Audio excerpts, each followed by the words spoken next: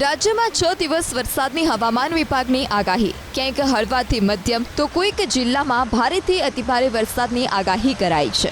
આજે રાજ્યના 6 જિલ્લામાં વરસાદનું રેડ એલર્ટ તો 10 જિલ્લા અને 3 સંઘ પ્રદેશ દીવ, દમણ અને દાદરાનગર હવેલીમાં વરસાદનું ઓરેન્જ એલર્ટ જાહેર કરવામાં આવ્યું છે. જ્યારે 12 જિલ્લામાં હવામાન વિભાગે વરસાદનું યલો એલર્ટ જાહેર કર્યું.